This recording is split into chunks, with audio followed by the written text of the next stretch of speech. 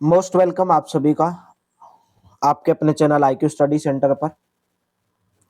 Haryana current affairs की class daily सुबह 7 बजे डेली ज्वाइन कर रहे होंगे। अगर आप हरियाणा के अंदर अच्छी सी नौकरी पाना चाहते हैं तो क्लास को डेली ज़रूर ज्वाइन करें। और मैंने टेलीग्राम के ऊपर, व्हाट्सएप चैनल के ऊपर आपके एक पोस्ट डाली हुई है जहां पर मैंने आपको पूछा है कि रात में लाइव क्लास जीके की कब स्टार्ट की जाए, कितने बजे से कितने बजे। तो प्लीज़ उसको वोट ज़रूर करें, जिसका ज़्यादा वोट रहेगा उसके हिसाब से जो है क्लास का टाइमिंग रात को लाइव रखा जाएगा। तो सफलताओं को पूरा करने के लिए पहली सीढ़ी है विश्वास। जब तक आपको खुद के ऊपर विश्वास नहीं होगा कि मैं कर सकता हूँ, अगर आप ये सोचते हैं कि मैं कर सकता हूँ तो आप कर सकते हैं, अगर आप ये सोचते हैं कि मेरे से नहीं होगा तो आप नहीं कर सकते। तो चलिए सेशन की शुरुआत करते हैं।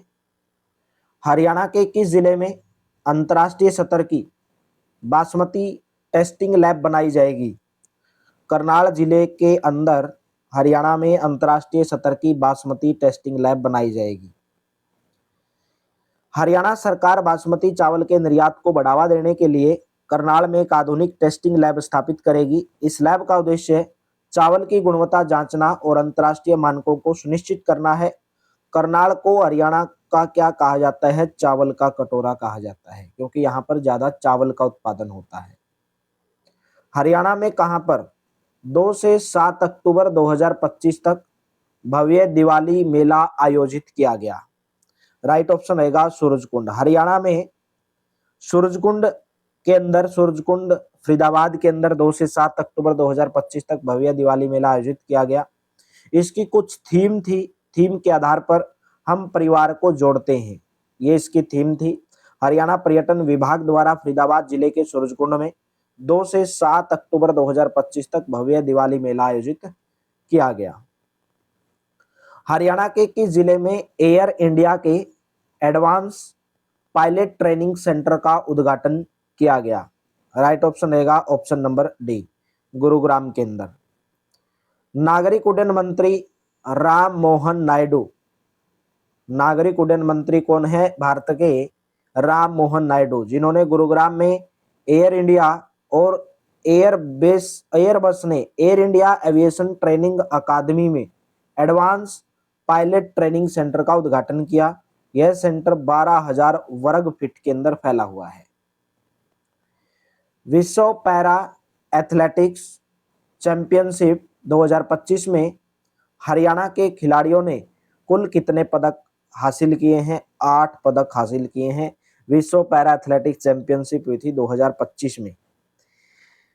दिल्ली का जो जवाहरलाल नेहरू स्टेडियम है, वहां पर 9 दिवसीय विश्व पैरा एथलेटिक्स चैंपियनशिप में भारत ने 6 स्वर्ण पदक जीते हैं, 9 रजत पदक जीते हैं और 7 कांस्य सहित कुल 22 पदक जीते हैं और अपना सर्वश्रेष्ठ प्रदर्शन किया। इसमें देश के 73 खिलाड़ियों ने भारत से भाग लिया। और हरियाणा से कितने खिलाड़ी खेले? 73 में से 31 खिलाड़ी ओनली हरियाणा से थे। इसमें हरियाणा के खिलाड़ियों ने 2 स्वर्ण पदक जीते हैं, 4 रजत पदक और 2 कांस्य सहित कुल 8 पदक हासिल किए हैं। किस किसने जीते? रोहतक के रिंकू हुड्डा, सोनीपत के सुमित अंतिल ने स्वर्ण पदक जीता, पानीपत के नवदीप, हिसार की एकता बयान, बहादुरगढ़ के योगेश कथुनिया, रोहतक के धर्मवीर नैन ने रजत पदक जीता। हिसार के प्रदीप कुमार और संदीप ने कांस्य पदक जीता। पदक तालिका में ब्राजील पहले नंबर पर रहा, चीन दूसरे नंबर पर रहा और ईरान जो है तीसरे नंबर पर रहा। हरियाणा के मुख्यमंत्री ने खराब सड़कों की शिकायत के लिए कौन सी ऐप लॉन्च की है? ऑप्शन नंबर ए, महारी सड़क ऐप लॉन्च की गई है। हरियाणा प्रदेश के सीएम नायब सिंह सैनी ने पंचकुला में 4 अक्टूबर 2025 को महारी सड़क मोबाइल ऐप लॉन्च किया। यह ऐप आम लोगों सरकार के बीच समन्वय का काम करेगा। इसे लोग सड़कों पर गड्ढों, टूटी सड़कों या जल भराव की शिकायत सीधे दर्ज कर सकेंगे।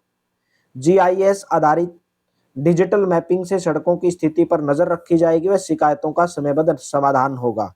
हाल ही में शुरू की गई प्रादेशिक सड़क उत्थान परियोजना के तहत 4,827 करोड़ रुपए की लागत से 9,410 किलोमीटर लंबी 4,227 सड़कों का सुधार होगा।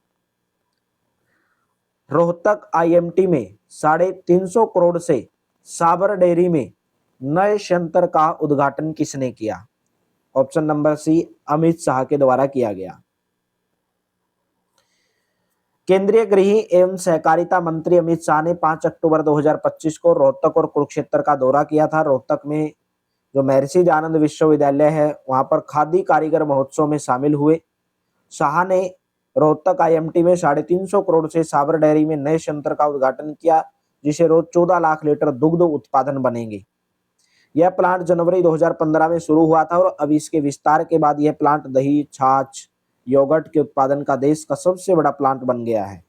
कुरुक्षेत्र से शाह ने 825 करोड़ रुपए की लागत से 19 परियोजनाओं का उद्घाटन व शिलान्यास किया। सरकार का लक्ष्य है कि वर्ष 2029 तक देश के प्रत्येक गांव को सहकारिता आंदोलन से जोड़ा जाए। मोस्ट इंपोर्टेंट है सहकारिता, कि हरियाणा के हर गांव को कौन से आंदोलन से जोड़ा जाएगा? सहकारिता आंदोलन से जोड़ा जाएगा। हरियाणा के मुख्यमंत्री ने किसके द्वारा लिखित पुस्तक तिलक जंजू का राखा, एक पुस्तक लिखी गई है तिलक जंजू का राखा, जिसका विमोचन हरियाणा के मुख्यमंत्री के द्वारा किया गया है। और वो पुस्तक किसके द्वारा लिखी गई है? डॉक्टर इकबाल सिंह लालपुरा। कौन है डॉक्टर इकबाल सिंह लालपुरा? जानेंगे डिटेल के अंदर। हरियाणा के मुख्यमंत्री नायब सिंह सैनी ने ग्लोबल पंजाबी एसोसिएशन के मुख्य संरक्षक डॉक्टर इकबाल सिंह लालपुरा द्वारा लिखित हिंदी पुस्तक तिलक जंजू का राखा का विमोचन किया। इस अवसर पर नायब सिंह सैनी को ग्लोबल पंजाबी एसोसिएशन की ओर से प्रतिष्ठित शेरे पंजाब महाराजा रणजीत सिंह पुरस्कार से सम्मानित किया गया। हरियाणा के किस गांव को प्रदेश का पहला शून्य विवाद मॉडल गांव बनाया जाएगा? भैंसरू कला। ऑप्शन नंबर ए करेक्ट रहेगा। कहां पर है भैंसरू कला? हरियाणा का पहला शून्य विवाद मॉडल गांव रोहतक जिले के भैंसरू कला को बनाया जाएगा। रोहतक जिले के अंदर है, जहां सभी विवादों को गांव के भीतर ही हल किया जाएगा। इस पहल का उद्देश्य ग्रामीण स्तर पर न्याय प्रदान करने की प्रक्रिया को आसान बनाना और कोर्ट कचहरी के चक्रों से मुक्ति दिलाना है। हरियाणा के किस जिले में एयर इंडिया और एयरबस का ट्रेनिंग सेंटर लॉन्च किया गया है? गुरुग्राम जिले के अंदर। ऑप्शन नंबर सी करेक्ट रहेगा।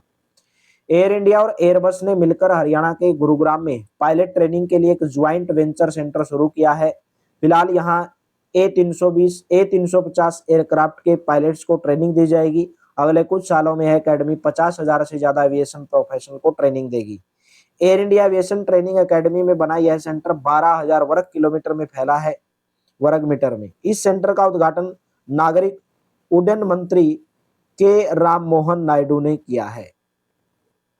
हरियाणा में कोर्ट के सम्मन और वारंट इलेक्ट्रॉनिक माध्यम से जारी करने का अधिकार कब से लागू किया गया है? 1 अक्टूबर 2025 से। हरियाणा सरकार ने गृह विभाग के तहत नए नियम लागू कर प्रदेश में कोर्ट के सम्मन और वारंट अब इलेक्ट्रॉनिक माध्यम से जारी करने और निष्पादित करने का अधिकार दिया है। 1 अक्टूबर 2025 से लागू होने वाले हरियाणा इलेक्ट्रॉनिक प्रोसेस के तहत अदालतें ई सम्मन एप्लीकेशन या अन्य सरकारी सॉफ्टवेयर से सम्मन और वारंट जारी कर सकेंगी।